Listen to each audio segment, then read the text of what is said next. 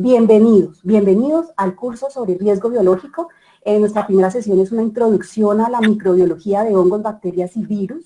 Nuestra invitada es la doctora Angie Gómez. Ella es microbióloga industrial de la Pontificia Universidad Javeriana, es especialista en seguridad industrial, higiene y gestión ambiental de la Universidad Agraria de Colombia. Esperamos que esta información que ha tomado mayor importancia en los últimos meses les apoyen esa gestión y colaboración que se está brindando desde la higiene ocupacional a las empresas. Y precisamente, pues, cualquier inquietud que ustedes tengan al respecto, pueden desarrollarla o dejarla en el chat, la cual pues será atendida posteriormente por nuestra invitada. Nuevamente, en serio, estamos muy agradecidos por esta acogida y les damos la bienvenida y la escuchamos, doctora Angie. Bueno, muchísimas gracias, Jennifer, gracias por la introducción. Muy buenos días a todos. Quiero agradecerles, al igual que Jennifer, por apartar, por sacar el espacio para esta capacitación, para esta transmisión de conocimientos, ya que pues con todo lo que está sucediendo, con la pandemia que estamos viviendo, el riesgo biológico, que de alguna manera era una especie de cenicienta dentro del sistema de gestión de seguridad y salud del trabajo, ahora se ha puesto en la primera página de la agenda de estos temas. Entonces, el día de hoy vamos a comenzar con una introducción a la biología de hongos, bacterias y virus.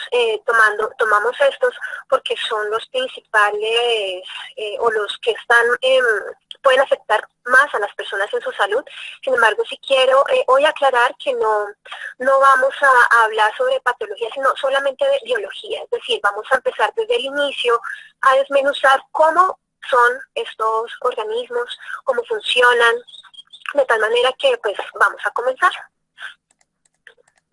Para hablar entonces de riesgo biológico, me das la siguiente, por favor. Tenemos que hablar entonces de qué es la vida. Vamos a comenzar entonces a hablar sobre este concepto. La siguiente, por favor, Jennifer. Lo vivo, entonces, es un concepto que va a variar mucho dependiendo de quién lo vea.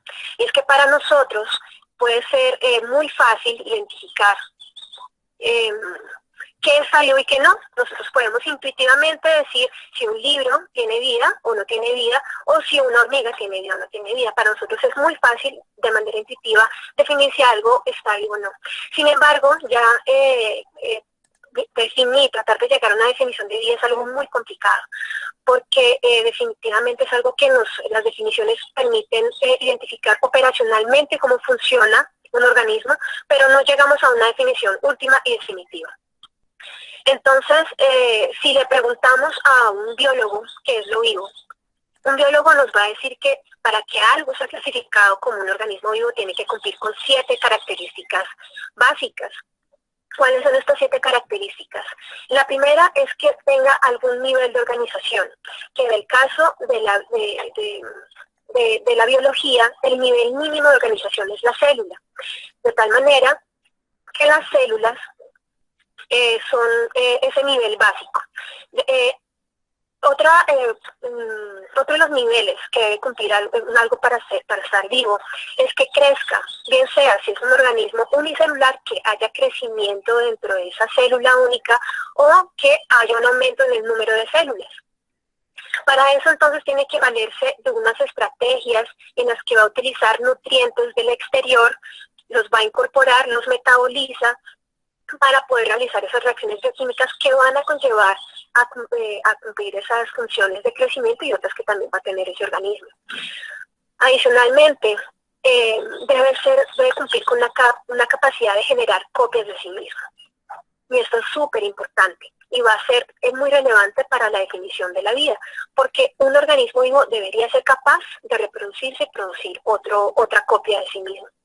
Cuando esto sucede, utiliza mecanismos en los que esa unidad de reproducción de sí mismo, que es el ADN, que puede evolucionar, puede cambiar. Adicionalmente, otra de las características es que ese organismo debería tener alguna respuesta o podría presentar irritabilidad si tiene estímulos externos que puedan alterarlo.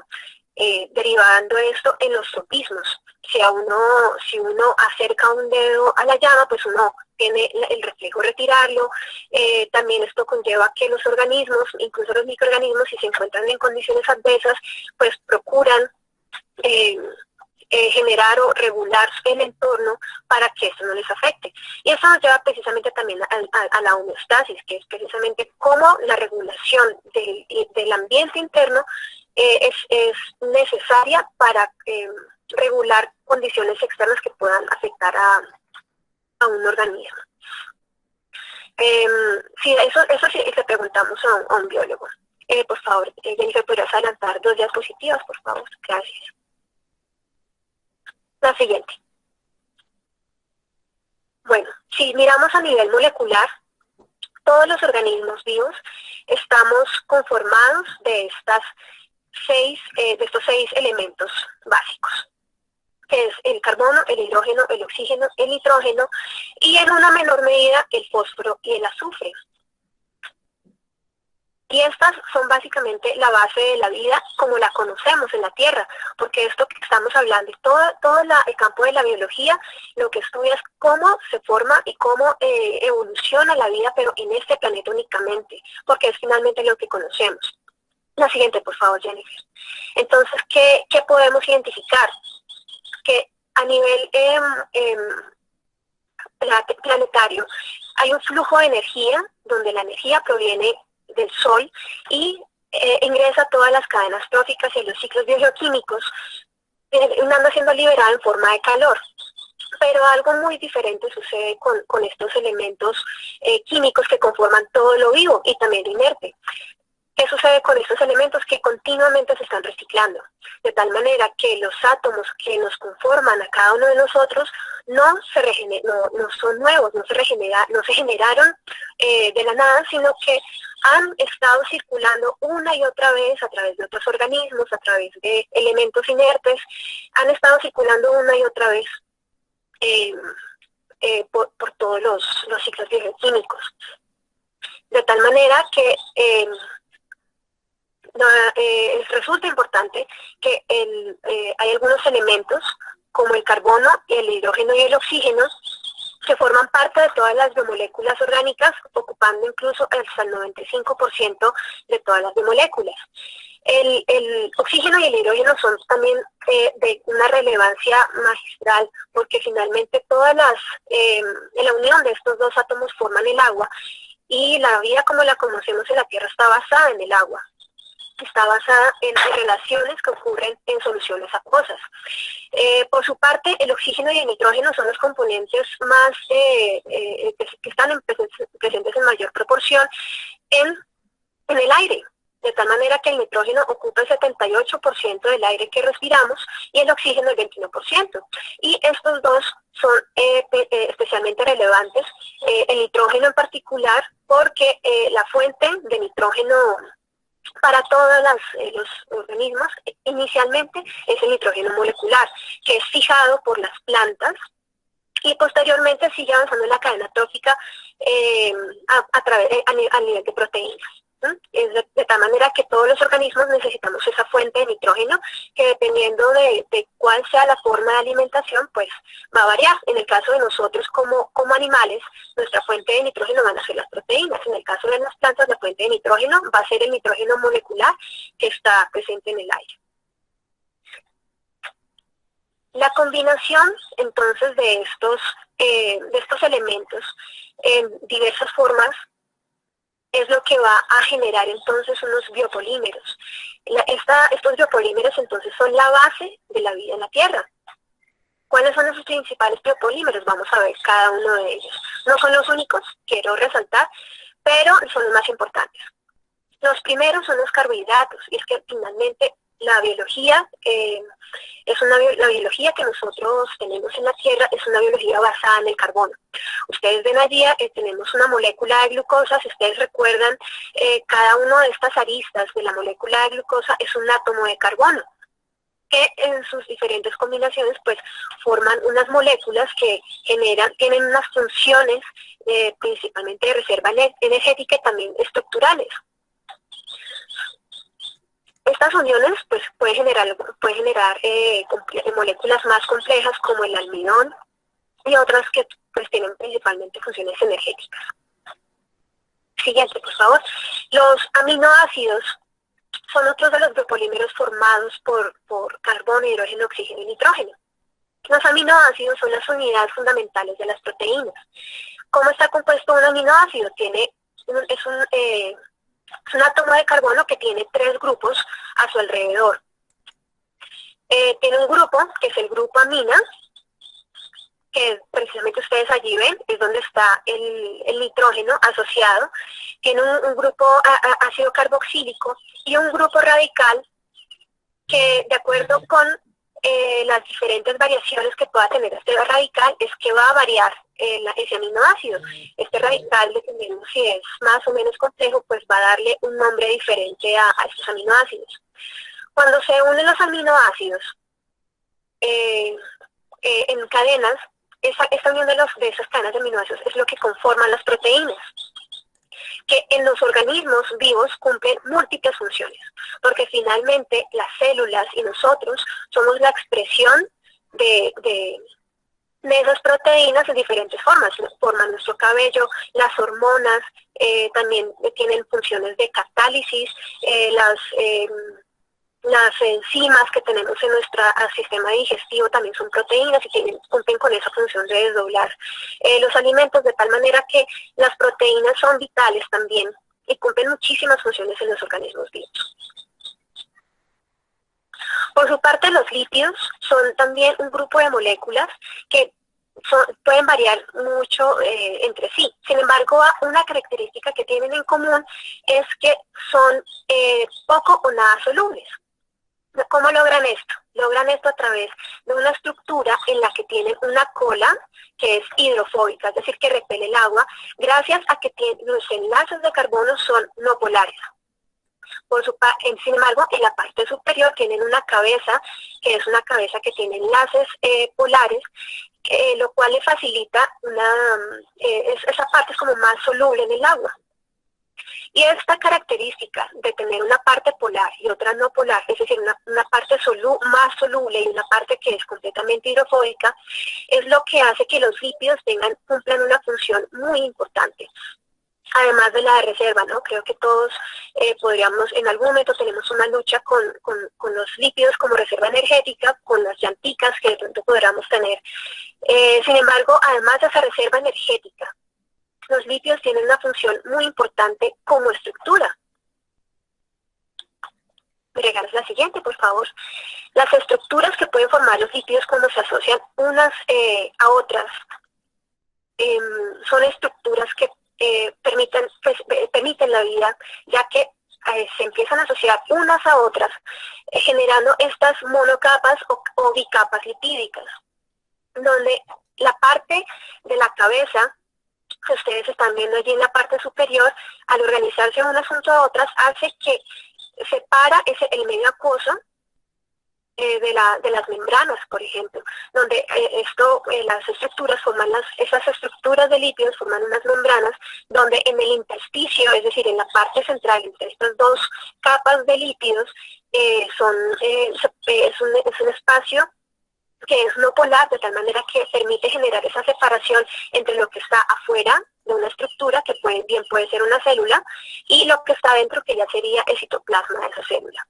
Y esto es lo que básicamente permitió en un principio el origen de la vida en la Tierra, ya que al inicio de la vida en la Tierra había estructuras, había reacciones químicas y bioquímicas, pero ocurrían de forma libre.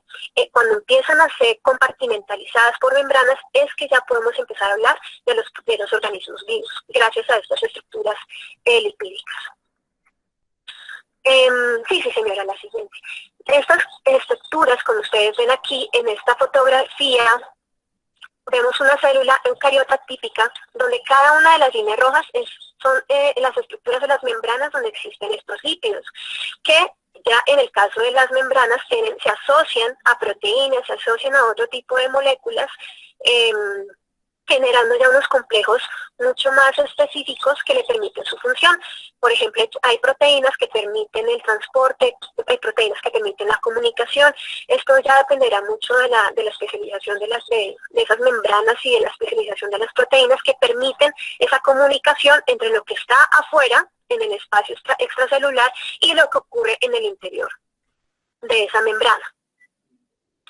Y bueno, la otra molécula que también forman estos elementos básicos fundamentales de la vida en la Tierra es el ADN, que es una molécula impresionante, es una molécula magnífica. Yo creo que ya todos estamos muy familiarizados con esta estructura de doble hélice que ya está bastante bien reconocida dentro de la cultura popular incluso.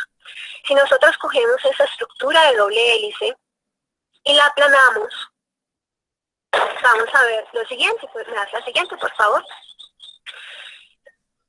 No, vamos a tener lo siguiente, vamos a tener esa estructura. Si cogemos esa doble hélice y la aplanamos, vamos a ver que las hélices están conformadas por dos esqueletos o por dos columnas vertebrales, que son las que ustedes ven en la imagen derecha, compuestas por el grupo fosfato y un azúcar. Este azúcar va a diferir si es ADN o es ARN. En el caso del ADN es una desoxirribosa, mientras que en el ARN es una ribosa. Esta estructura es la que forma esa hélice, pero en realidad son dos cadenas. Estas dos cadenas se unen gracias a los enlaces que forman dos elementos que son las bases nitrogenadas. Estas bases nitrogenadas, que son la adenina, timina, citosina y guanina, van a generar unos enlaces entre sí, pero son unos enlaces que son bastante específicos. ¿En qué sentido? En que la adenina se une únicamente a la timina, no tiene la capacidad de unirse a la citosina ni la guanina. Y la citosina se une únicamente a la guanina. Esto básicamente por unos enlaces o unos puentes de hidrógeno en donde en el caso de la adenina y la timina es de doble unión, mientras que en la guanina y en la citosina es de triple unión, esos enlaces de hidrógeno. En el caso del ARN se reemplaza la adenina por la timina por el uracilo. Sin embargo, sigue esa misma estructura. De tal manera que esa estructura de doble hélice nosotros la podemos expresar de forma plana y sencilla de acuerdo con la secuencia de estas bases nitrogenadas que ya tenga. Es decir, el código genético que dice cómo es nuestro cabello, cómo son nuestros ojos, cómo es la estructura de una planta de maíz, ese código genético se puede expresar en una línea plana donde podemos decir adenina, citosina, guanina, AGT, GC, AGT, GCC. Es decir, toda esta complejidad puede llevarse a algo tan simple como una secuencia de cómo están conformadas estas bases nitrogenadas. Esto nos lleva entonces a un paradigma que se generó, que se llama el dogma central de la biología molecular. Y es que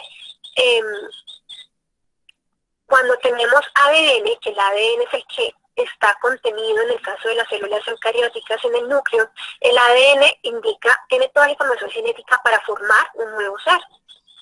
Este ADN, para poder generar ese nuevo ser, para generar esa expresión de proteínas, tiene que pasar primero por un proceso de transcripción en el que esa copia de ADN pasa a una forma de ARN. Este ARN es luego traducido en los ribosomas para poder formar o conformar esas cadenas de aminoácidos que en últimas, pues una cadena de aminoácidos ya sabemos que conforma una proteína. Esas estructuras o esta secuencia de bases se denomina gen. Cada gen no es más que una secuencia de estas bases nitrogenadas que van a dar las instrucciones para la producción de una determinada proteína. Entonces vamos a ver un poco más, de forma más amplia, cómo ocurre este proceso.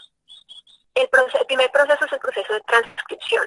Y voy a llevar esto como si fuera a llevar un ejemplo de una fábrica. Tenemos una fábrica de cadenas eslabonadas. Perfecto. En esta fábrica, En el interior tenemos en la oficina de recursos humanos o en la oficina de gerente, que podríamos llamar el núcleo, está el manual de funciones de cómo cómo debe funcionar y cómo se deben eslabonar esas cadenas. Ese manual de funciones que está ahí escrito es lo que va a ser nuestro ADN. Pero no le vamos a entregar ese manual que es único, no se lo vamos a entregar a los trabajadores, tenemos que dejarlo allí. Entonces, ¿qué vamos a hacer? Vamos a sacar unas copias de ese manual. ¿Cómo sucede eso? Es la transcripción, es decir, se va a transcribir la instrucción de cómo se ensamblan esas proteínas en otra estructura. Es como si fuéramos y le sacáramos a ese manual una fotocopia de las 5 páginas que necesitamos de un gen específico o de ese eslabón específico. Esas fotocopias que se sacan es la transcripción, y esa transcripción se hace a través del ARN. El ARN entonces se va a unir a las bases nitrogenadas del ADN, y como ya tenemos esa complementariedad, cuando en el ADN hay una timina, inmediatamente el ARN asocia una adenina. Si hay una citosina, asocia el ARN una guanina, de tal manera que forma una copia en negativo de cómo están esas secuencias de bases nitrogenadas. Lo que nos va a dar entonces una cadena molde, nos va a dar un molde de esa transcripción de la cadena de ADN. Eso es lo que llamamos un transcrito primario, que sería el ARN mensajero. ¿Qué sucede entonces posteriormente? Ese ARN mensajero no es otra cosa que es como la persona o ese trabajador, por decirlo así, que lleva las fotocopias de esa sacado del ADN y las lleva entonces al puesto de trabajo, donde ya se va a hacer el ensamble de las cadenas eslabonadas de acuerdo con las instrucciones que va a haber allí escritos. Eso es lo que va a suceder en la traducción. En la traducción, entonces, este ARN mensajero va a pasar a través del trabajador, que podríamos, haciendo este símil.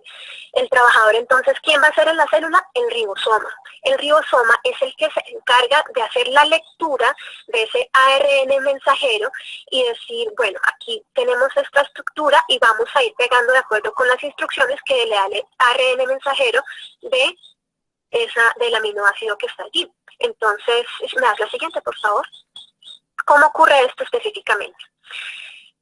El ribosoma se va moviendo a través de la cadena del ARN y va haciendo una lectura de las bases nitrogenadas. Estas lecturas las hace en grupos de 3.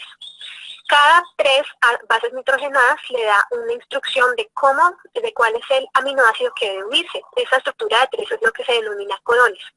Cada codón va siendo leído por el ribosoma, y el ribosoma identifica cuál es el aminoácido que debe estar allí integrado y lo toma del citosol. En el citosol están flotando constantemente estos aminoácidos que están asociados que van a ser asociados al ribosoma. ¿Qué sucede entonces? Cuando el ribosoma toma ese ARN de transferencia, que se denomina así, lo toma, lo asocia, lo une a la cadena que está formando y lo va liberando, y luego se mueve hacia el siguiente codón. Toma el ARN de transferencia de acuerdo con el código que está leyendo allí, lo pega, lo une al resto de la cadena y se sigue moviendo sobre esa columna, sobre esa estructura del ARN. De tal manera, me das la siguiente, por favor. De tal manera que esto es visible. Por microscopía electrónica podemos ver cómo funciona esto. Aquí en el centro se ve el ARN mensajero, y las estructuras más gorditas que ustedes ven allí, las más grandes, son los ribosomas, que van desplazándose por esa cadena del RNA mensajero y van generando las cadenas de aminoácidos. Es así como se forma, y como desde ese momento en que simplemente tenemos una información genética, que es ese manual de instrucciones, se transforma entonces en esa cadena eslabonada de proteínas, que finalmente es la expresión de ese manual. Es así como funciona entonces este proceso básico de esa cadena de información desde el ADN a ARN mensajero y de ARN mensajero a proteína. Y cómo las instrucciones se basan en básicamente estas combinaciones, donde cada tres aminoácidos, cada tres bases nitrogenadas forman un aminoácido específico. Hay unas que también son instrucciones, por ejemplo, la que ustedes ven allí es la combinación AU, que es AUG, que codifica para el aminoácido metionina, también o la UAA, esos codones codifican para decir que paramos, es decir, que hasta ahí va esa proteína y no va más. Tiene inclusive las instrucciones para saber cómo comenzar y cómo terminar, y es allí donde entonces vienen las enzimas, se hacen el corte y ya se terminó de producir esa proteína. Entonces, de acuerdo con este flujo de información, es que pasamos de ADN a las proteínas. Bueno, habiendo entonces hablado sobre cómo funcionan estos biopolímeros, vamos entonces a hablar ahora de la clasificación de los seres vivos. Para hablar entonces de la clasificación de los seres vivos, tenemos que hablar entonces de taxonomía. La taxonomía, quiero llamar la atención en que finalmente estos son simplemente constructos de nuestro conocimiento, mas no necesariamente reflejan, no reflejan tan fácilmente la forma en la que son los seres vivos. Sin embargo, la taxonomía, como la conocemos, y esto les quiero transmitir a manera de como una cultura general mínima básica en ciencias, la taxonomía de los seres vivos se realiza con base en una nomenclatura que es binomial. ¿Qué quiere decir eso? Que le damos a las especies un nombre y un apellido. Donde el apellido sería el género al que pertenece cada especie, que así como por ejemplo una persona si se llama Pepito Pérez es porque sabemos que pertenece al género, pertenece a una familia más grande que es el de los Pérez, pero para identificar, para generar una separación de ese individuo del resto de esa familia, le damos un nombre específico que sería Pepito. En el caso de la taxonomía, nosotros lo que usamos es que primero colocamos ese apellido o la familia grande a la que pertenece, que sería el género, y lo que genera la diferenciación lo colocamos en segundo lugar. De tal manera que, por ejemplo, en el caso de este hongo que tenemos allí en pantalla, que es un hongo del género Penicillium, para diferenciarlo le colocamos el nombre de la especie, que es el Penicillium chrysogenum. En el caso de la escritura en ciencias, importantísimo, siempre los nombres de las especies deben estar escritas en itálicas o en alguna forma diferente a la que se está escribiendo para diferenciarlo. Cuando escribimos la primera vez en un texto el nombre del hongo o de la especie que queremos, de la cual estamos hablando, tenemos que escribirlo completo y de ahí en adelante podemos colocar solamente la inicial en mayúscula y el nombre de la especie en minúsculas. Si ustedes se encuentran, por ejemplo, con este caso, como el caso del perro doméstico, que el nombre de la especie es Canis lupus familiaris, si se encuentran con este caso donde hay 3, no 2, como veamos, ya no es binomial sino trinomial, ¿qué quiere decir? Que básicamente pertenece al género Canis, la especie es lupus, pero hay una subespecie que es la familiaris. Básicamente se debe a esto. Pero sigue siendo una taxonomía de nomenclatura binomial. Entonces, teniendo en cuenta que la taxonomía simplemente es una forma que tenemos nosotros como humanos de etiquetar, de tratar de clasificar, de entender cómo funcionan los organismos vivos, hemos organizado entonces, de acuerdo con los conocimientos, cómo podemos clasificar la vida. Si ustedes son como yo, cuando estaban en primaria les dijeron que había 3 reinos, el reino animal, vegetal y mineral. Si es así, preocúpense, pueden ser población en riesgo, pero con el conocimiento que hemos venido acumulando, ya vamos en 6 reinos. Estos 6 reinos entonces son el animal, el hongo o fungi, planta, protista, el arquea y las eubacterias. todos ellos entonces, aquí como los vemos representados, mientras más distantes estén entre sí, es porque asimismo hay una distancia genética mayor, de tal manera que los organismos que están más lejanos de nosotros serían las eubacterias, es con las que menos rasgos fenotípicos y genotípicos compartimos con ellos, mientras que el reino más cercano a nosotros sería el reino de los hongos. Todo esto lo vemos entonces allí en estas ramificaciones, donde precisamente allí donde está señalizando es en algún punto en la diferenciación entre plantas hubo un ancestro común para los hongos y los animales que siguieron diversas estrategias evolutivas para conformar entonces un reino diferente, donde ya las características de los animales son muy diferentes a las características entonces del reino hongo. ¿A dónde nos lleva estas ramificaciones? Nos lleva entonces a que tenemos una categoría superior taxonómica a los reinos, que serían los dominios. Los dominios entonces son tres, en este caso, los tres dominios son el dominio Eucaria, que comprende 4 reinos donde comparten una característica común, y es que todos tienen un núcleo celular definido. Mientras que los otros 2 dominios, que son el Bacteria y el Arquea, son dominios que son procariotas, es decir, están conformados por organismos que no tienen núcleo. Básicamente, el ADN que los compone está disperso dentro de la membrana celular, pero no tiene un núcleo definido. Y todos tienen en últimas un lugar común, que es lo que se denomina en biología LUCA, o como el último ancestro común universal de todas las especies. Que este ancestro común surgió en algún punto hace 4 billones de años. Bueno, y acá entonces, ¿dónde entran los virus? Si se dieron cuenta que no estaban clasificados en ninguno de estos lados, entonces aquí tenemos un problema con los virus, porque los virus están en ese límite, en esa zona gris, y no hemos podido llegar a definir si están vivos, si están muertos, si son zombies, si están en ese punto intermedio donde no sabemos qué hacer. Y es un concepto que está en este momento en construcción y seguimos construyéndolo. Finalmente la virología es una rama de las ciencias que es muy reciente, realmente muy reciente, y hasta ahora estamos empezando a tener como un contacto desde el punto de vista científico con estos organismos. Además que nos hemos relacionado con ellos principalmente desde el punto de vista de prevenir las enfermedades, pues porque es donde primero nos ataca, pero estamos avanzando cada vez más para conocerlos.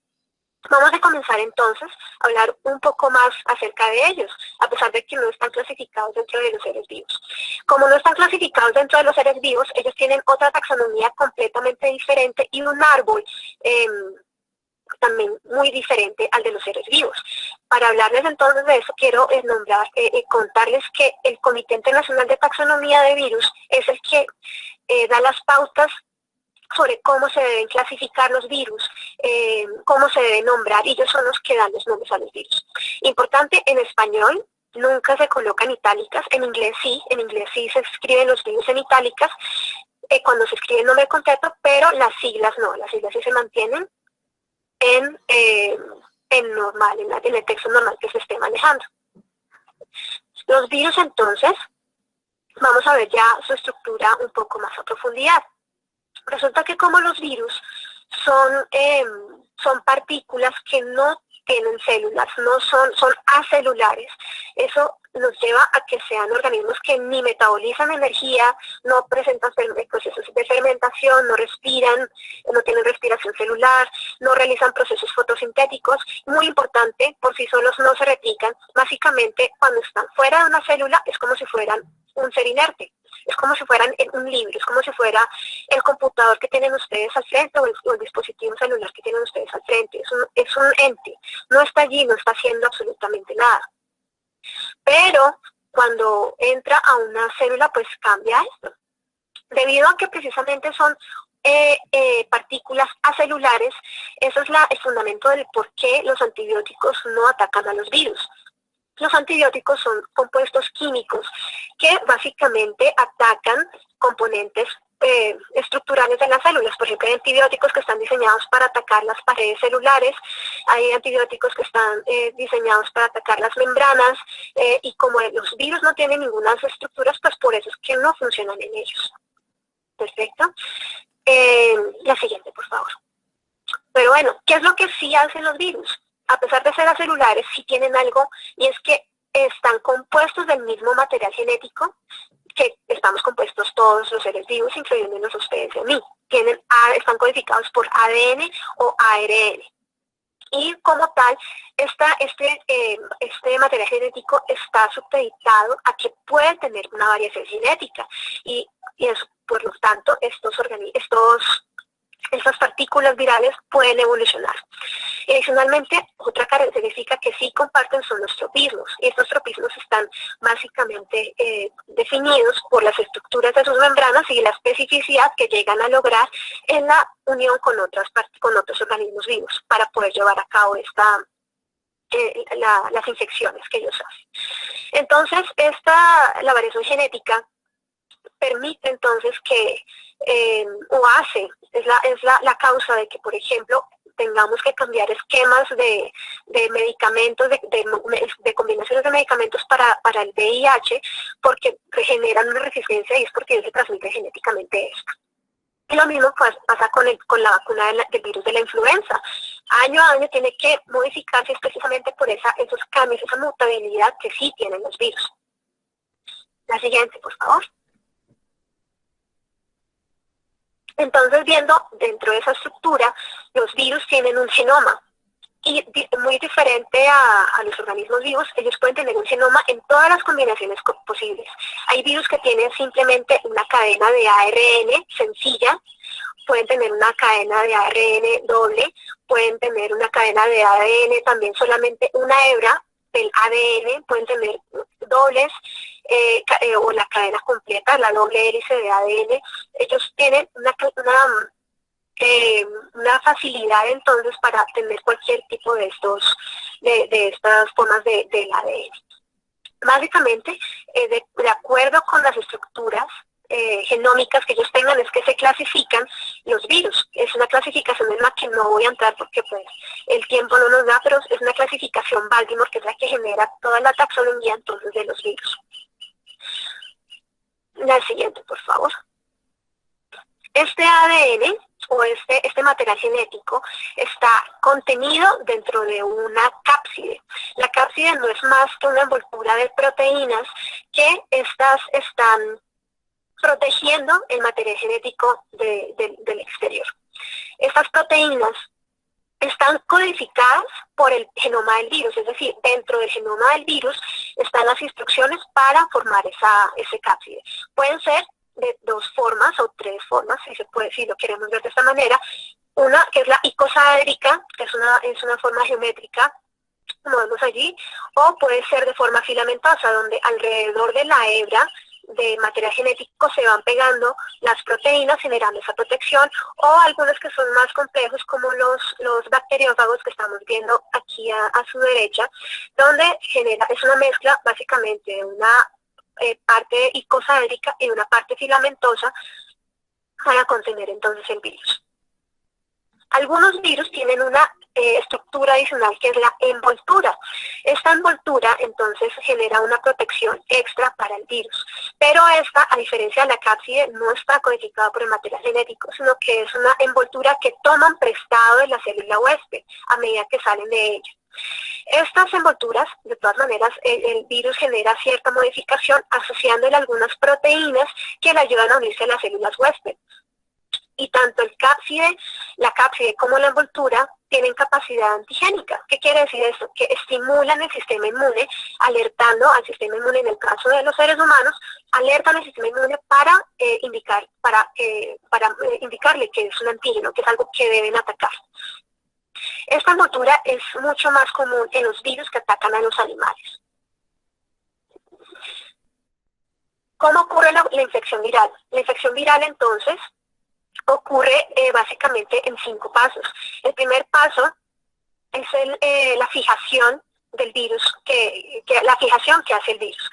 Esta fijación va seguido entonces por una fase de penetración, luego ya la cápside tiene que separarse y únicamente entra el material genético que empieza a replicarse y a expresarse. Posteriormente, esta replicación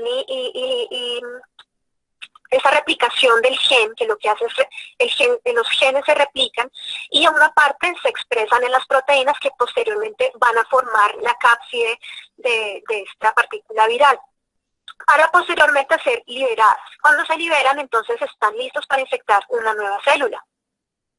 ¿Y a quiénes pueden infectar? Bueno, aquí tenemos entonces esta primera fase. No, sí, pues está bien. La fijación. La fijación entonces ocurre de una manera muy específica, donde hay unos receptores en las células que van a ser como la cerradura, y el virus va a introducir una llave para poder fijarse a esta estructura. Es allí donde les cuento que ocurren tropismos, que sí ocurre que hay una especificidad y de alguna manera eso mueve al virus a que se adhiera a una célula específica. Esta estructura y esta función de fijación es bastante específica y es lo que diferencia algunos virus que puedan entrar o no puedan entrar o no puedan infectar a unas células específicas, ya que si el virus no tiene esa llave, no tiene esa proteína específica que funciona con ese receptor de la célula, simplemente no se va a unir. Una vez el virus se ha fijado en la célula, se ha adherido, tiene que entrar entonces a la célula. Para hacer esta penetración, entonces, puede hacer dos estrategias. La primera es, en el caso de los virus envueltos, esta estructura de la membrana, de la envoltura que tiene, como es una envoltura que puede ser muy similar, si es que no es la misma estructura de la membrana de la celular que ha infectado, se genera una fusión de esas dos membranas, permitiendo entonces así la entrada de la cápside. En el caso de los virus no envueltos, ocurre una situación diferente, y es que se genera una endocitosis del virus, es decir, entra por este proceso de endocitosis al citoplasma de la célula esa partícula viral. Una vez ha entrado, entonces, pasamos a la siguiente fase, que es entonces a la de la replicación. Pero una vez entrado, se libera la cápside. La cápside que envuelve al virus se libera, se disuelve, generando entonces que ese material genético quede libre, y este va a ingresar entonces, en el caso de las células eucarióticas, al núcleo, para entonces empezar a generar como ese secuestro de la maquinaria genética de la célula, para empezar a generar la replicación de su genoma y también para la expresión de los genes. En el caso, por ejemplo, del virus que nos tiene en este momento confinados, las proteínas virales que expresa el virus del SARS-CoV-2 son 9 proteínas, donde unas van a tener cierta especificidad, los que hacen la cápside, algunas proteínas específicas de la cápside o algunas otras proteínas que generan enzimas. Esas son las proteínas que se expresan. Y aparte de eso, el genoma tiene que replicarse para volver a generar entonces las copias de ese genoma que luego van a ser entonces ensambladas. ¿Cómo se hace entonces ese ensamblaje? Ese ensamblaje, a partir de esa cadena de material genético que ya se replicó, empiezan a ensamblarse alrededor las proteínas que fueron expresadas. Se empiezan a ensamblar hasta que forman y engloban, protegen ese material genético para que quede entonces nuestra nueva partícula viral, que ya está entonces lista para ser liberada. La liberación puede ocurrir entonces de 3 formas. La primera es por lisis, y es que en algunos tipos de microorganismos, de virus,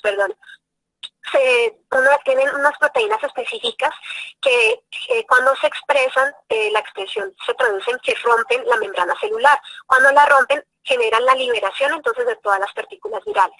Otros virus son menos agresivos con la célula, ya que salen a partir de procesos de exocitosis. Simplemente salen a través por el aparato de Golgi. y otros tienen la particular de salir por procesos de gemación, es decir, la partícula viral se aproxima a la membrana celular de la célula infectada, la célula hospedera, y empuja la membrana celular llevándose un poco de esa envoltura, de la membrana celular, formando así su envoltura.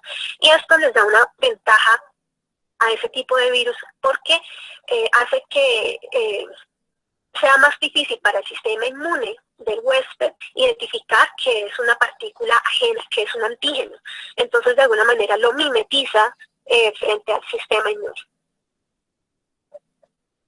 ¿Y a qué organismos infectan los virus? Básicamente a todos. Todos los 6 reinos que vimos son susceptibles de ser infectados.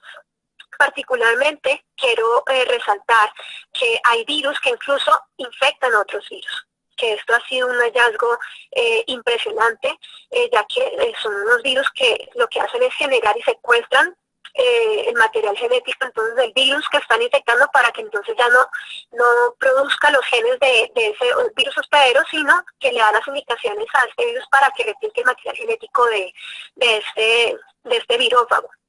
Dependiendo del organismo al que estén infectando, entonces vamos a identificar que si infecta un virus, pues va a ser un virófago.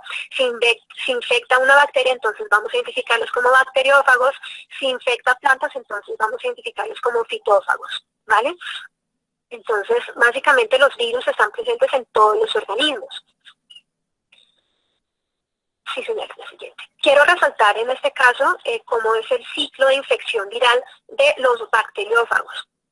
Los bacteriófagos tienen una primera fase, que es la fase lítica, o un ciclo lítico, en la que se genera una infección muy típica de la que ya hemos hablado. Se fija el bacteriófago, inyecta o penetra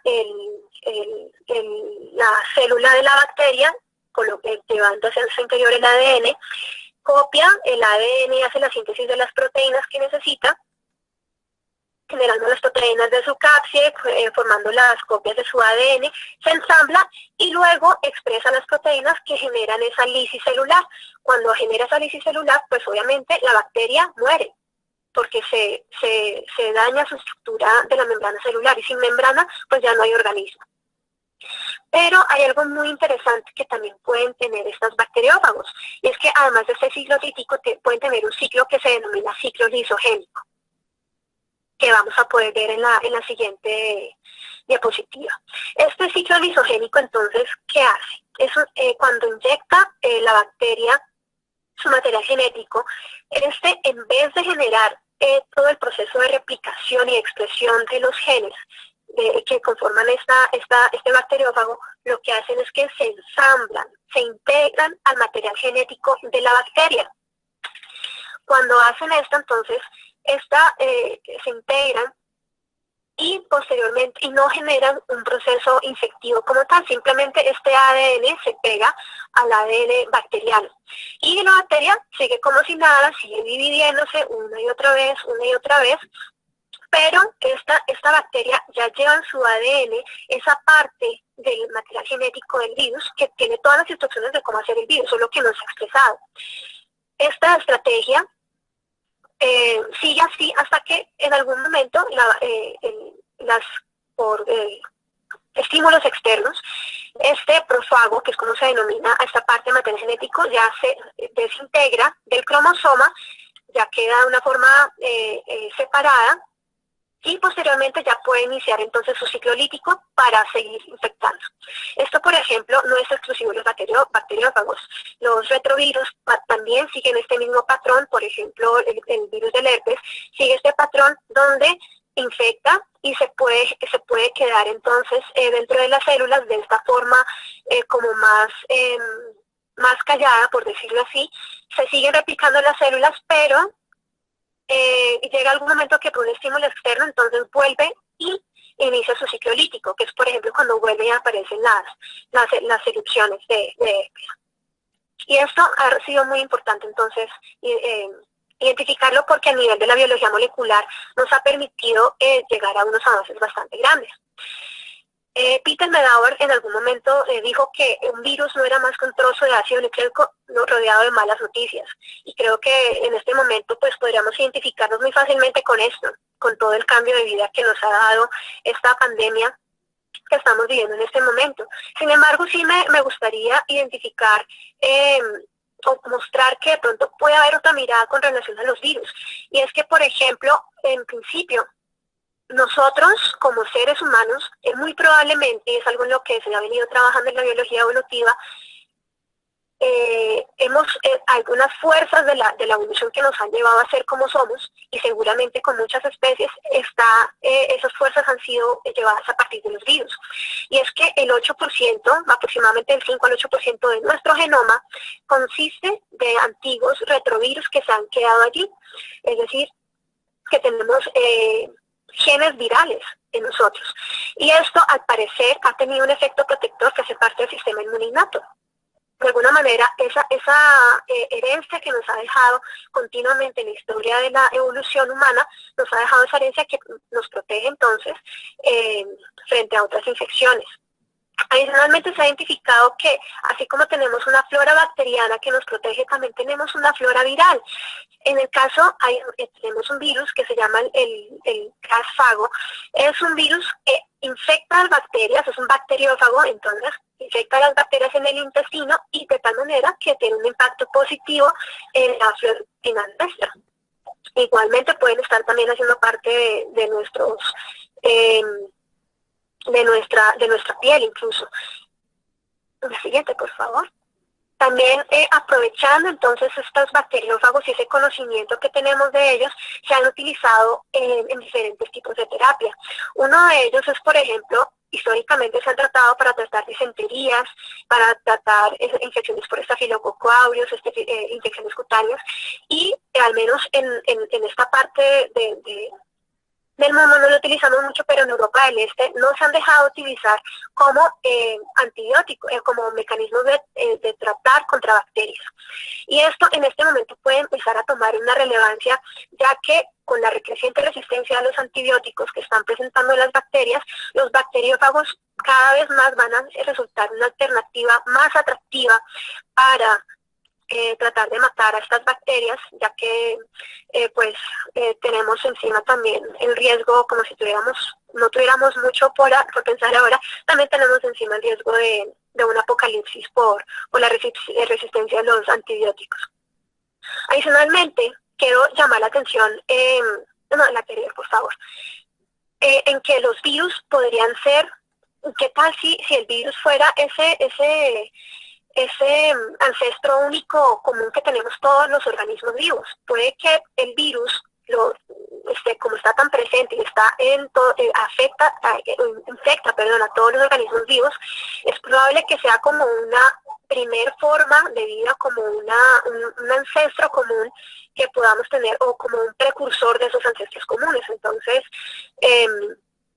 simplemente lo que sí sabemos, a pesar de todo esto, es que sí son unas partículas muy, muy, muy eficientes, ya que fácilmente se replican y cumplen con esa función de ellos, que es transmitir la información genética. Nosotros somos menos eficientes, ya que nos puede tomar 20 años generar una generación nueva. Los virus son muy, muy eficientes. Ellos fácilmente generan muchos organismos y tienen muchas más generaciones mucho más rápido. La siguiente, por favor. Bueno, yo espero que con esto ya podamos entonces entender por qué podemos matar fácilmente un virus con jabón, pero ya cuando ingresan al cuerpo humano entonces ya es mucho más difícil combatirlo, ¿no? Bueno, vamos a hablar entonces de las bacterias. No sé si de pronto hacemos una pausa. Sí, doctora, precisamente, doctora, tenemos aquí unas preguntas de nuestros participantes.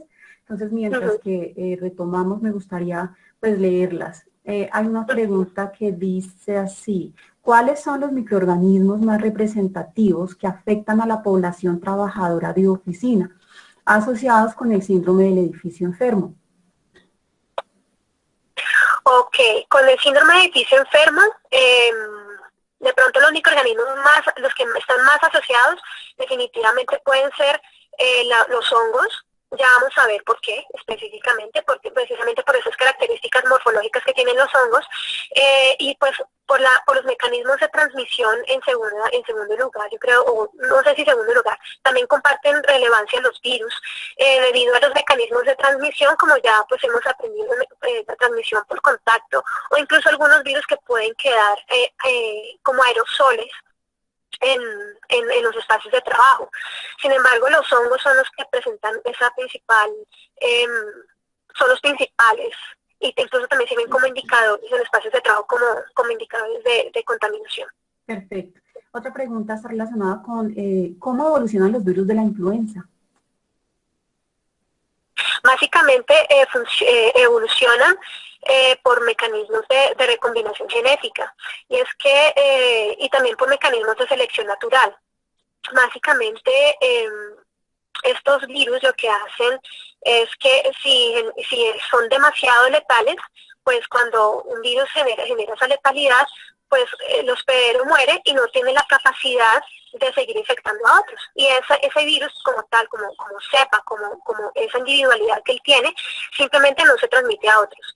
Pero cuando disminuye, por ejemplo, su capacidad virulenta, pues sigue generándose generándose esa transmisión del virus, y por eso puede seguir mutando. La mutación también puede suceder cuando está replicándose en el interior de la célula.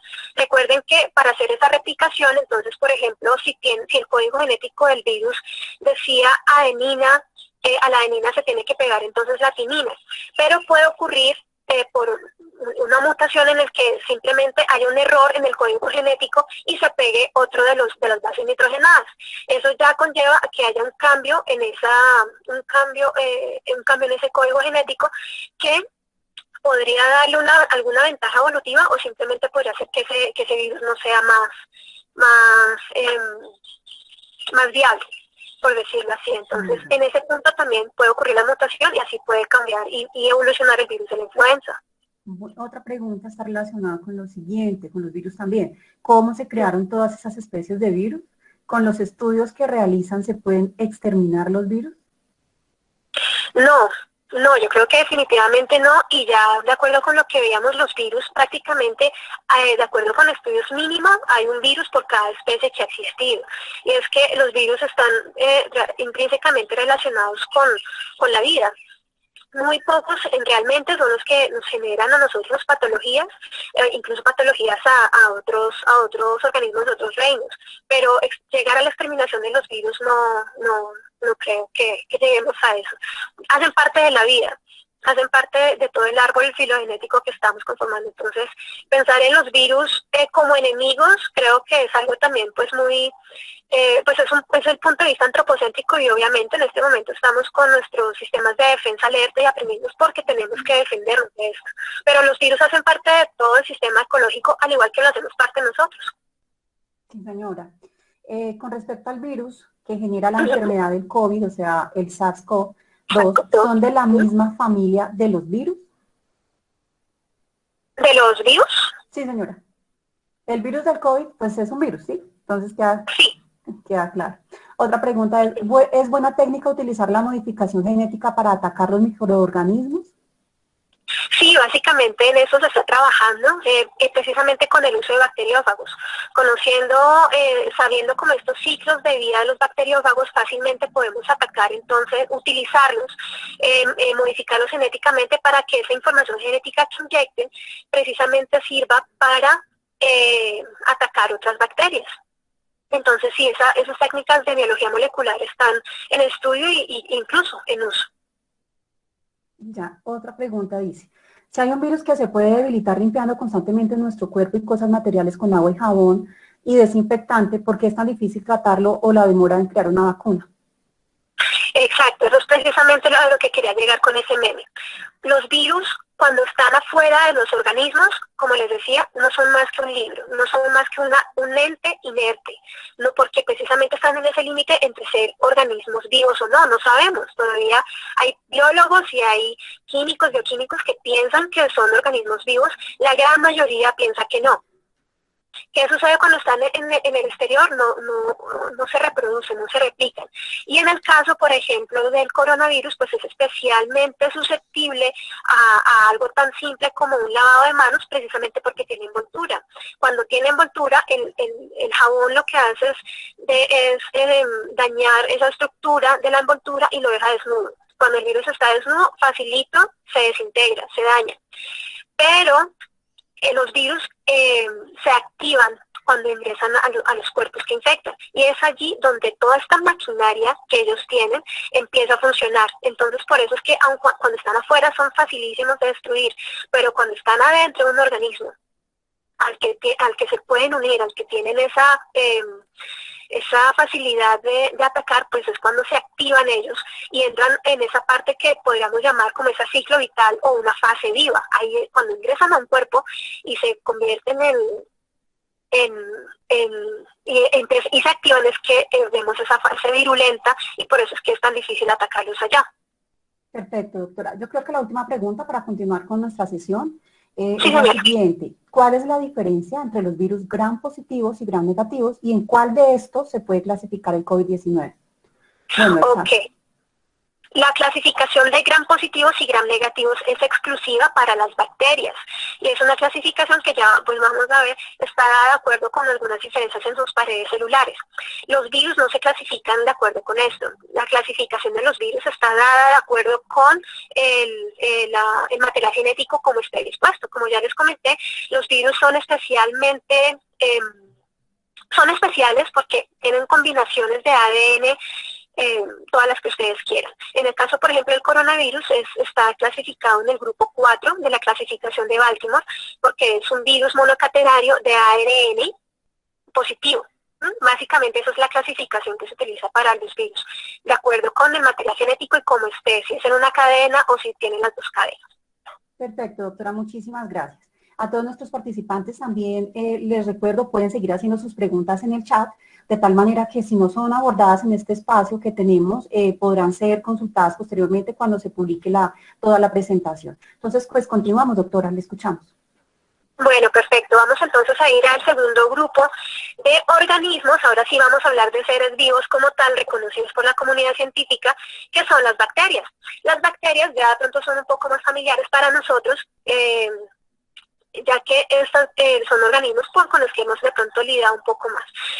¿Qué características tienen generales tienen las bacterias? Se reproducen en posición binaria, es decir, una célula se divide, una bacteria se divide y forma otra que es una copia idéntica de sí misma. Como son, hacen parte de un dominio que son las eubacterias y son procariotas, nos indica esto que son organismos que carecen de núcleo y de organelos unicelulares. La siguiente, por favor. Ya viendo la estructura como tal de una bacteria, entonces podemos ver que esto sí es un organismo como tal, es una célula. Como célula, como tal, vamos a empezar a ver desde afuera hacia adentro, que puede tener en algunos casos una cápsula, que esta cápsula lo que genera es una protección especial que está conformada en muchas ocasiones por polisacáridos. Ya luego siguiendo más adentro vamos a ver entonces la pared celular. La pared celular entonces está compuesta por peptidoglucanos, que es precisamente uno de los focos donde más atacan o lo que están atacando los antibióticos actualmente en muchos casos, ya que muchos antibióticos están diseñados para dañar esta pared celular y generar la muerte entonces de la bacteria. Y como nosotros, nuestras células de animales, de nosotros humanos que pertenecemos al reino animal, no tenemos pared celular, por esa razón el antibiótico no mata las células de nosotros, pero sí las de las bacterias. Ya que nosotros, pues como no tenemos pared celular, no atacan los antibióticos nuestras células, pero sí entonces va a atacar la de las bacterias. Siguiendo entonces más adentro, tiene una membrana, que es ya la membrana como tal, del citoplasma que rodea entonces a esta bacteria. Y ya el citoplasma entonces va a contener el material genético que vemos allí enredado. Aunque lo veamos enredado, si lo desenredáramos, si lo sacáramos, veríamos que en la mayoría de las bacterias es un ADN de forma circular, es decir, un extremo del ADN se pega al otro. Y también vamos a encontrar que tiene unos organelos que son los ribosomas, que son los que precisamente utiliza para hacer esa traducción del ADN en proteínas. Algunas bacterias entonces también tienen otras estructuras que parten desde la membrana celular, que son las fimbrias, pueden tener también mecanismos de locomoción, y uno muy importante que son los pilus o pili, que el plural de pilus es pili. Este peeling es algo muy importante para las bacterias, porque es la forma en la que ellos entonces generan la transmisión genética de unas a otras. Como ya vimos la fisión binaria, cuando una bacteria se replica por fisión binaria, está generando un clon exacto de sí misma. Pero, entonces, ¿cómo evolucionan las bacterias? Pues las bacterias evolucionan gracias a los plásmidos. Los plásmidos son como pequeñas secuencias de material genético que se transmiten bacterias unas a otras gracias a este peeling. De tal manera que esto es lo que le da, por ejemplo, a ellas la capacidad de evolucionar y generar, por ejemplo, en el caso de muchas bacterias, generar la resistencia a los antibióticos. No conocemos todavía el mecanismo, pero ya sabemos que las bacterias pueden identificar dentro de sus pares cuál no tiene el plásmido, un plásmido específico, y se acerca a ella y le genera esa transmisión. Entonces, eso es algo que genera pues bastante asombro en cuanto a las bacterias. Las bacterias también tienen una particularidad, y es que tienen un metabolismo muy, muy variado. Ese metabolismo va a depender entonces de cuál es entonces la fuente de energía que va a utilizar y cuál es la fuente de carbono. Dependiendo de cuál utilice, pues va a darle como las características propias a este microorganismo o a esta bacteria para que pueda crecer en un entorno o no. Por ejemplo, las bacterias que utilizan como fuente de energía la luz y como fuente de carbono el dióxido de carbono son bacterias del tipo cianobacterias, que están muy cercanas entonces a las plantas porque pueden hacer procesos fotosintéticos. Pero si por el contrario, una bacteria como completamente opuesta, que puede ser una bacteria cuya fuente de energía ya no sea la luz, sino otros compuestos químicos, y cuya fuente de carbono sea el dióxido de carbono, entonces ya vamos a encontrarnos con bacterias que ya van a ser capaces de metabolizar el azufre, van a metabolizar el metano, van a metabolizar el nitrógeno. Y estas son especialmente importantes porque son las que precisamente interactúan en los ciclos biogeoquímicos y hacen que elementos que están de manera elemental se incorporen entonces en las cadenas tróficas, llegando incluso a nosotros. Y en el caso de los quimioterótrofos, vamos a ver que son bacterias que utilizan como fuente de energía otros compuestos químicos, y su fuente de carbono puede ser cualquier otro compuesto orgánico, como la glucosa, como la sacarosa, cualquier otro de estos compuestos de polisacáridos puede ser entonces. Y allí están entonces la gran mayoría de los géneros bacterianos están allí comprendidos. También encontramos que las bacterias pueden algunos pueden vivir en ausencia del oxígeno, ya que el oxígeno pues es algo básico para la mayoría de las formas de vida. Las bacterias han encontrado la forma de burlar esto, y hay algunas que pueden crecer en completo estado anaerobio. Es el caso, por ejemplo, del Clostridium botulinum. El Clostridium botulinum no crece, en el momento en el que percibe que hay oxígeno, muere. Hay otras bacterias que están en el punto intermedio, pueden vivir con menos oxígeno del que normalmente existe en el aire. Esos son los anaerobios facultativos, que allí, por ejemplo, podemos encontrar la bacteria, la Yersinia pestis, que fue la causante de la peste negra. Y otras que sí son definitivamente aerobias, que en cuanto tienen ausencia de oxígeno, entonces simplemente mueren. Esto, por ejemplo, lo podemos ver en un medio de cultivo. Cuando una bacteria es aerobia, va a crecer cerca del oxígeno, es decir, va a crecer como en la superficie del medio de cultivo. En el caso de los anaerobios facultativos, vamos a ver que pueden estar en todo el medio de cultivo, y los anaerobios van a alejarse lo que más puedan de ese oxígeno. Entonces, bueno, son los que vamos a ver creciendo más bien en el fondo.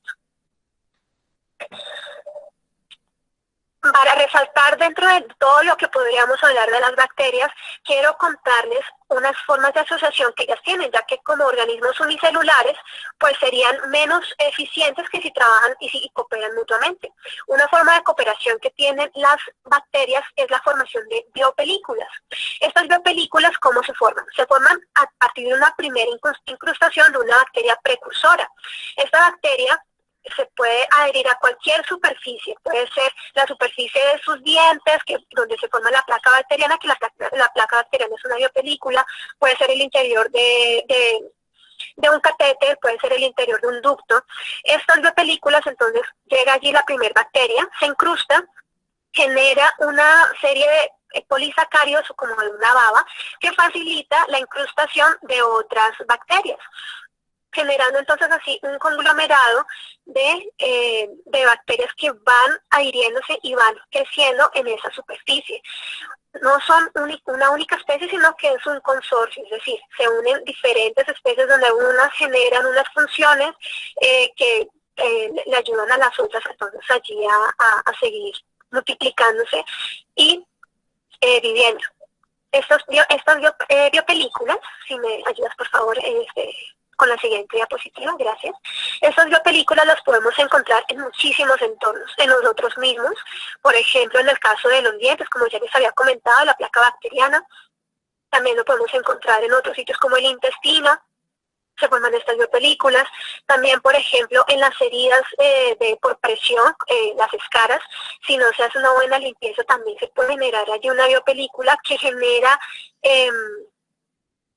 también una barrera para el sanamiento entonces de esa piel. O por ejemplo aquí ya vemos en entornos industriales, en la esquina inferior derecha, los ductos por ejemplo pueden tener incrustaciones también de consorcios bacterianos, o por ejemplo en la parte de arriba vemos una microfotografía de un catéter utilizado a nivel hospitalario que también puede llegar a tener incrustaciones de microorganismos que están creciendo dentro de ellas. Bueno, vamos a hablar ahora también así muy rápidamente sobre los hongos. Los hongos, entonces ya sabemos que son un reino aparte, que es el reino fungi. Tiene la raíz latina fungi, o los griegos hablaban de los reinos como mico. Por eso todo lo que ustedes vean asociado con hongos, normalmente también va a tener esta raíz, la raíz mico. Micología, micotoxinas, y ahí es donde eso les puede ayudar a identificar entonces que se trata de hongos. Los hongos son organismos heterótrofos, es decir, que utilizan compuestos orgánicos, pero ellos se nutren distintivamente por nutrición absortiva. ¿Qué quiere decir esto? Que ellos básicamente lo que hacen es liberar enzimas en su entorno. Las enzimas hacen la digestión de los compuestos orgánicos y luego ellos absorben esos nutrientes que ya están más sintetizados, los absorben a través de sus estructuras. Es una nutrición muy similar a la que utilizan, por ejemplo, las moscas. Entonces, por eso también quiero resaltar que los hongos son más parecidos a los animales que a las plantas. Y son más cercanas evolutivamente a los animales que a las plantas. Cuando vemos los hongos en su estructura celular, vemos que pueden formar o bien unas estructuras unicelulares o pluricelulares. Pueden formar organismos de varias células.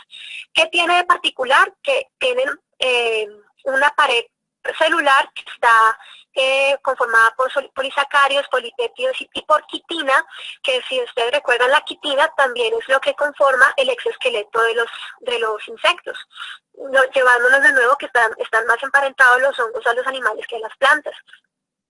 Esta quitina entonces lo que hace es generar una protección y le da una rigidez a estas células que tienen los hongos. ¿Cómo crecen entonces estas estructuras de los hongos? Pueden crecer, ya si se trata de, la siguiente por favor, de micromicetos, a través de procesos de gemación. Los micromicetos son los hongos que son unicelulares, tipo levadura, la levadura de la cerveza, la levadura como la cándida, albicans. Estos son ejemplos de hongos unicelulares que se reproducen a través de gemación. Ellos simplemente van generando una gemita, van generando una división celular que va a conllevar a la creación de otro ser vivo. En el caso de los macromicetos, ya sí se generan otros procesos de reproducción que puede ser también asexual o sexual, donde se unen dos gametos, generando así recombinación genética. Vamos a ver entonces un poco más la morfología de cada uno de ellos. Los micromicetos, como veríamos, entonces comprende una gran cantidad de hongos que en algunos casos en su interacción con los humanos pueden ser de importancia médica, ya que pueden generar enfermedades como ya les mencionaba la Candida albicans, algunas levaduras como la piquia, pueden generar patologías en los humanos. Sin embargo, también los hemos aprovechado industrialmente, y gracias a las levaduras gozamos de muchos bienes y alimentos, todo lo que se fermenta, los panes, las cervezas, los licores, todos los licores están fermentados entonces por levaduras. En el caso entonces de los macromicetos, vemos que tienen una estructura muy diferente. Los macromicetos entonces pueden tener una reproducción a partir de la dispersión de sus esporas. ¿Cómo lo hacen entonces? Una primera espora que coloniza el medio, que es el que vemos allí abajo, un medio que puede ser, por ejemplo, este limón que estamos viendo, empieza a generar y a ampliarse, y esta espora genera una elongación de sí misma y una replicación de sus células, generando entonces unas estructuras que unas le van a permitir adherirse a esta superficie desde donde va a absorber los nutrientes, y cuando ya alcanza una madurez sexual, entonces genera un micelio aéreo, que es el que estamos viendo en la parte de arriba. En este micelio aéreo, entonces va a ocurrir una madurez de sus esporas para producir entonces una reproducción ya de tipo sexual. Es lo que vemos, por ejemplo, en este limón. Este limón que está recubierto de un hongo, cuando ya genera esas partículas que se pueden dispersar. Si cogemos este limón y lo sacudimos en el aire, visiblemente vamos a ver que se liberan partículas. Esas partículas son las esporas. Y básicamente por esa característica morfológica que tienen los hongos de dispersarse y de convertirse en aerosoles, es precisamente lo que los convierte en organismos de interés a nivel de calidad de aire en espacios internos, relacionado con una de las preguntas que nos hacía alguno de las personas que nos está viendo en este momento. Básicamente por esas características que son de interés, porque los hongos sí tienen esa capacidad de generar bioaerosoles que se aerotransportan por el aire. ¿Qué sucede entonces con algunos grupos de hongos? Hay algunos grupos de hongos que son básicamente los basidiomycetos, que pueden llegar a generar unas estructuras sexuales mucho más especializadas, que son precisamente las setas. Las setas no son más que el cuerpo fructífero donde se va a generar la reproducción sexual de este tipo de hongos. En el sombrerillo vamos a ver que algunos tienen unas laminillas o lamelas. En ese punto es donde se genera la mezcla de los gametos y se liberan posteriormente las esporas que pueden generar otro cuerpo. Pero quiero resaltar entonces aquí que es solamente una fase reproductiva que tiene el hongo, pero normalmente los hongos siempre están en una fase micelar, donde gran parte de su conformación, de su estructura, está a nivel del suelo, como en forma de rizoides. Lo podemos asemejar mucho a las raíces. Y se ha identificado que este micelio del cuerpo se encuentra enterrado en el suelo. Cuando encuentra las condiciones adecuadas, entonces llega a reproducirse. Como dato curioso, se ha identificado que el organismo vivo más grande del mundo es un hongo, y es un hongo único que vive en un bosque que abarca varios cientos de metros, y es porque este único hongo, es un único organismo, ha crecido de tal manera que a través del suelo se ha dispersado, generando este enorme organismo que vive en el fondo, enterrado en el suelo. Pero bueno, viendo más allá de esto, los hongos pueden cumplir, dependiendo de la asociación que tengan con los otros organismos, pueden cumplir una función saprófita, descomponiendo la materia orgánica. Y esto es especialmente funcional, ya que los hongos son los descomponedores por excelencia de la materia orgánica. Pueden crecer sobre la materia viva, en este caso vemos que está creciendo sobre un tronco, que es un tipo de hojarasca, un árbol muerto es un tipo de hojarasca muy grande, pero finalmente hojarasca, y los hongos lo que hacen es generar una degradación, cumpliendo allí una función ecológica. Lo hacen también cuando degradan y encontramos nuestro pan matutino del desayuno y también infestado con un hongo. Ahí están descomponiendo la materia orgánica.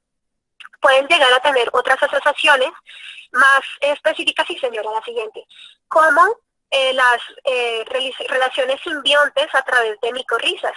En estas micorrizas entonces vemos que los hongos se asocian y forman relaciones con las plantas en las que les proveen nutrientes mucho más como masticaditos, por decirlo así, de tal manera que favorecen el crecimiento de las plantas. Estas relaciones son relaciones simbióticas, es decir, llega el punto en el que la planta y el hongo conviven una con la otra. Hay otros que simplemente solamente degradan los componentes orgánicos, mientras que estas micorrizas sí son simbiontes.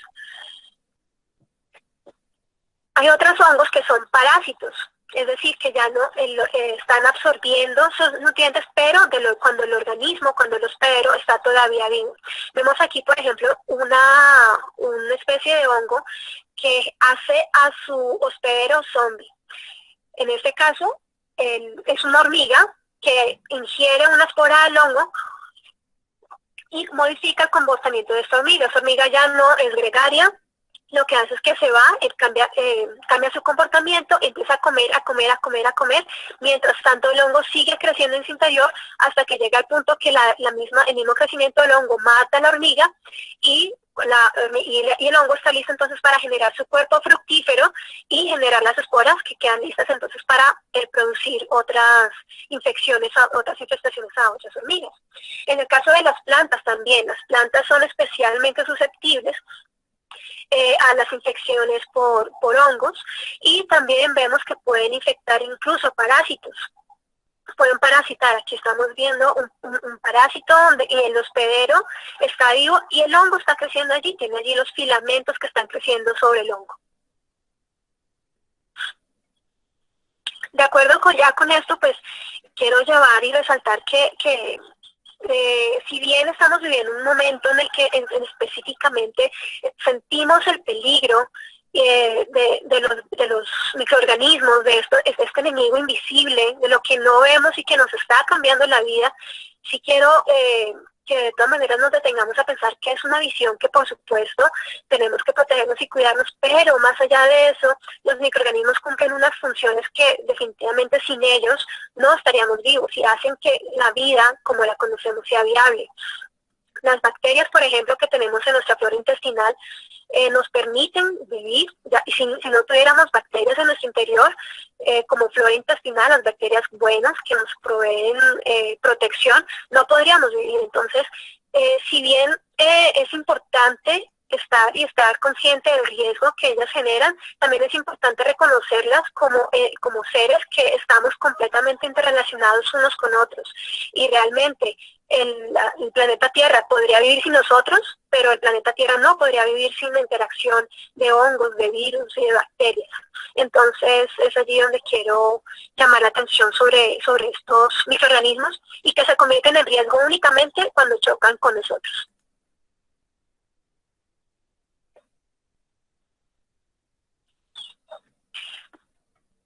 Listo, ¿tenemos de pronto algunas preguntas, Jennifer?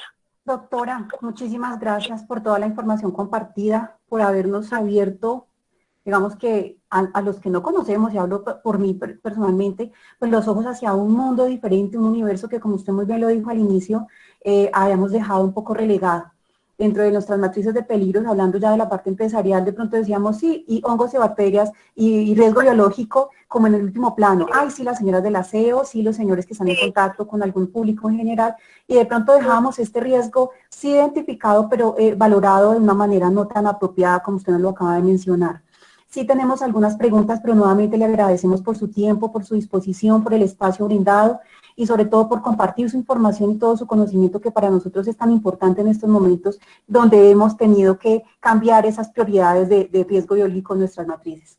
Sí, señora, tengo una pregunta aquí relacionada. Está precisamente, nos habla la señora Alexandra, dice, o sea que, digamos, al coronavirus no va a tener una vacuna por lo que en cada cuerpo los virus mutan distinto. Bueno, no necesariamente, ¿no? No necesariamente se puede pensar que el virus muta en cada cuerpo. Ojo, hay que tener cuidado con eso. Hay virus que sí tienen esa característica, por ejemplo, el virus de VIH sí es un monstruo en ese sentido, y es que incluso en una única persona puede haber mutaciones, varias mutaciones del VIH. En el cambio en el coronavirus sí podemos identificar que hay mutaciones, pero no ocurren tan rápidamente.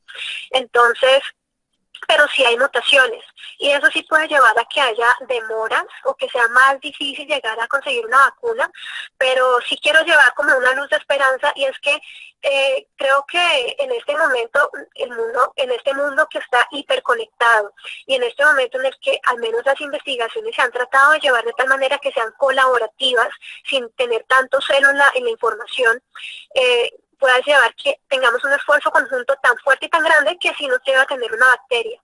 Sin embargo, no va a ser fácil, es probable que sí tenga muchas modificaciones este virus, pero sí quiero pensar y estoy positiva y tengo esperanza en que logremos llegar a una vacuna exitosa.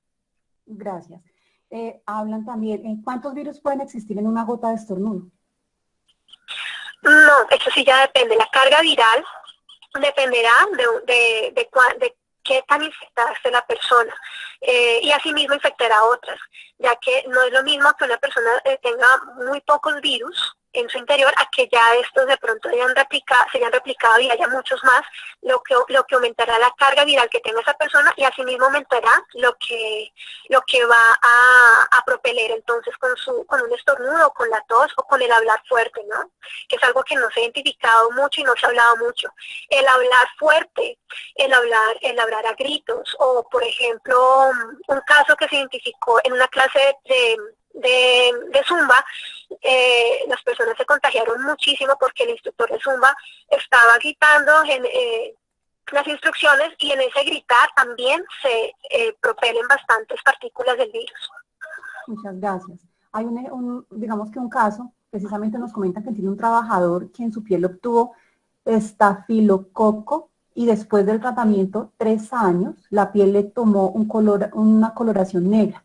¿A qué se debería esto?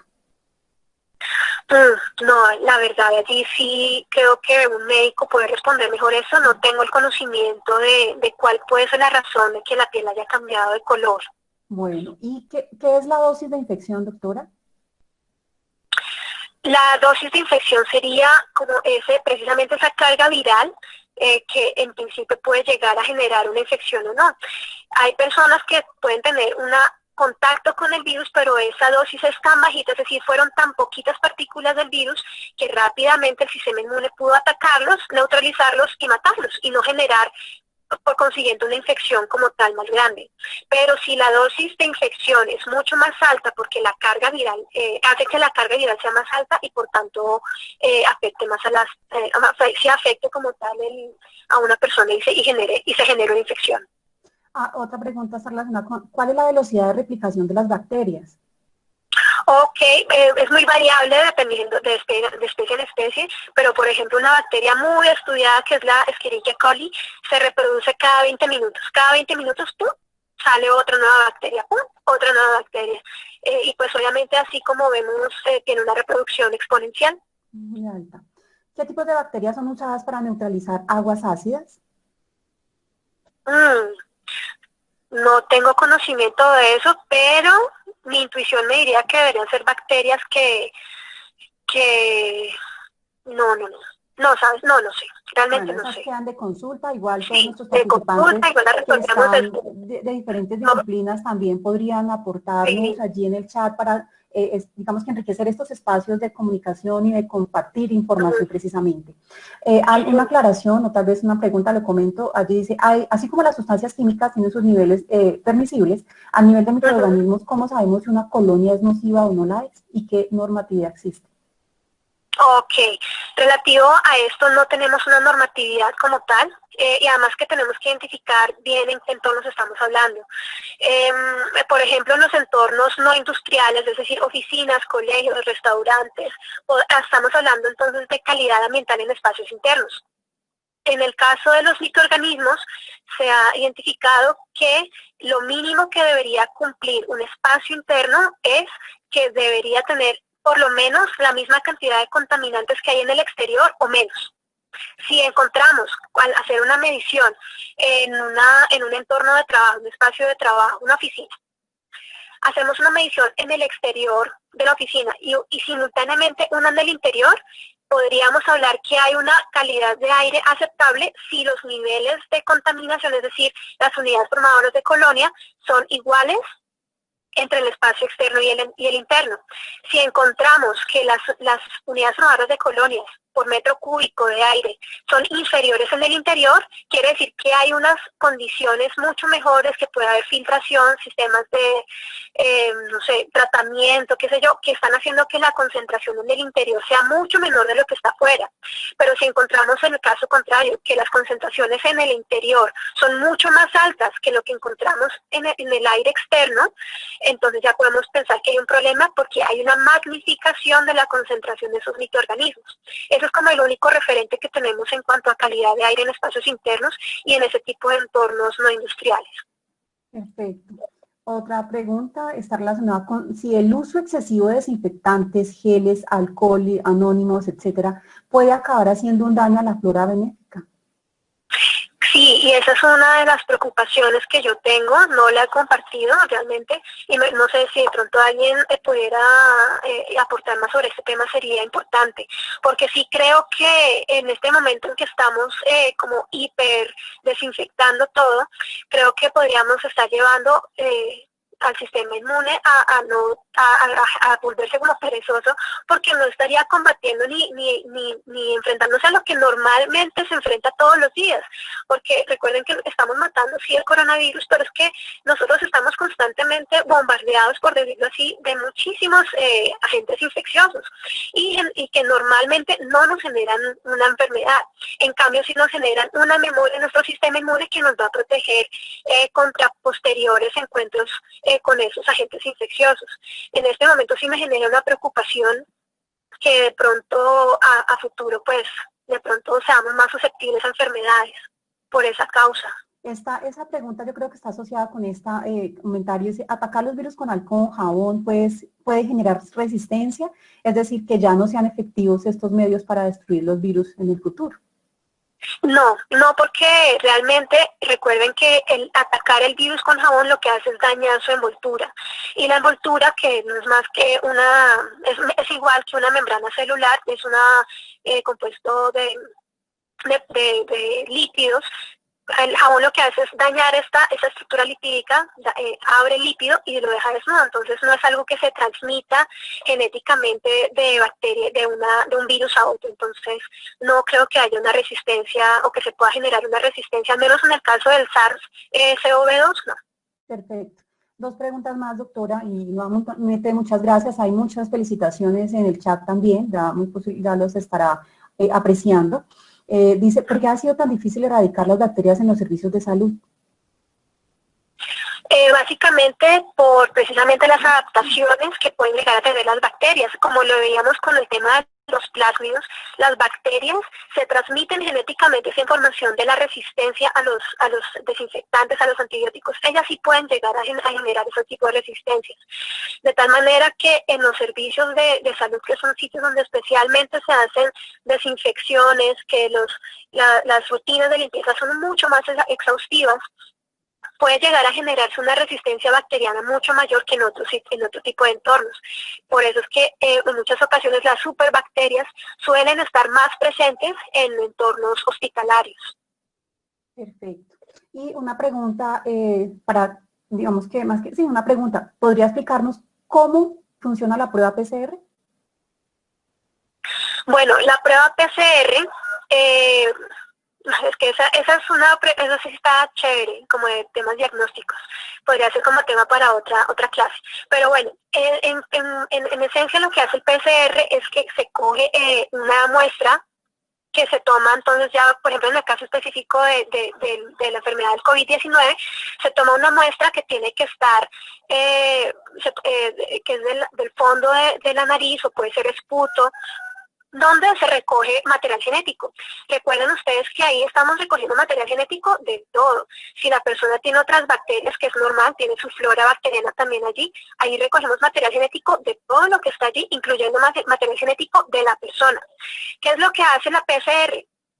Tratar de diferenciar de todo ese ADN, de todos los organismos que están allí en esa muestra, y tratar de sacar únicamente el del virus del SARS-CoV-2. ¿Cómo lo hace?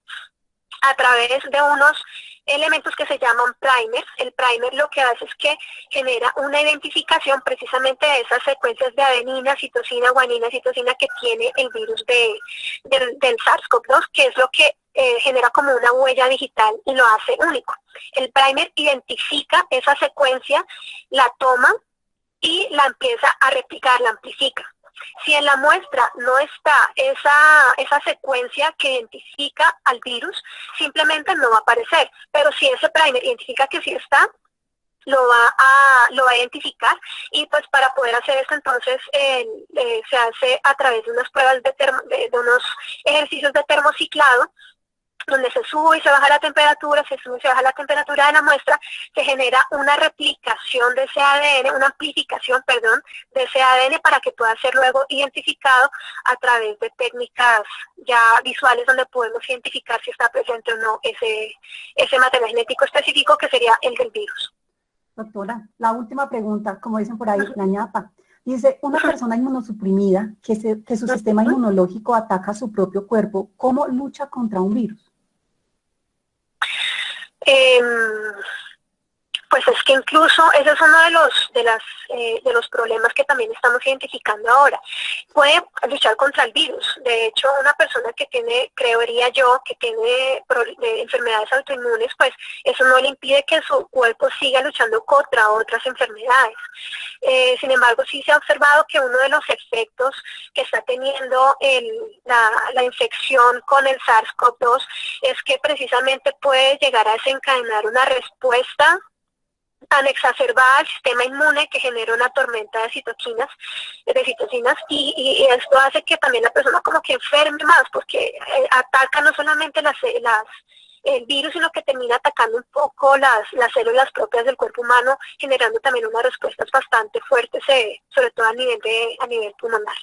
Bueno, doctora, nuevamente no me voy a cansar de darle las gracias por el espacio, por la comunicación. Aquí en el chat también puede ver sus felicitaciones, una muy buena charla, por abarcar todas las inquietudes, por la presentación, por los conocimientos, por la facilidad del entendimiento, porque fue muy interesante, una excelente conferencia, tremenda profesional. Hay que entender que siempre habrá microorganismos que nos enseñen a ser genéticamente más fuertes. Muchísimas gracias por compartir tan valiosa información. En fin. Y nuevamente mil gracias. Yo invito a todos nuestros participantes en este momento, si les es posible, si tienen el correo de la sociedad, para poderles compartir el enlace de este video que quedó pues grabado. Me pueden escribir a secretaria.general@sho.org.co para poderlas enviar, para podérselas compartir de manera directa. De igual manera van a estar en nuestras redes sociales, pues para que la consulten. Doctora, una feliz tarde, muchísimas gracias y estaremos en contacto. Sabemos que va a estar pendiente nuevos temas de capacitación relacionadas con el riesgo biológico. A todos muchísimas gracias, doctora. Infinitas gracias. Gracias a ustedes y gracias a todos por la atención y bueno, construyamos conocimiento, que es lo más bonito de todo esto. Sí, señora. Bueno, les repito el correo, secretaría.general, lo estoy escribiendo en este momento en el chat. Y de todas formas pueden seguirnos en nuestras redes sociales para que puedan ver los enlaces sobre esta sesión y las sesiones que hemos compartido abiertamente pues, sobre otros temas en este 2020. Muchísimas gracias. Las preguntas van a quedar allí. Ya después se le transmitirán a la doctora para que si están dentro de su alcance podamos también dejarlas dentro de los comentarios y dentro de la grabación. Nuevamente, feliz día. Feliz día a todos.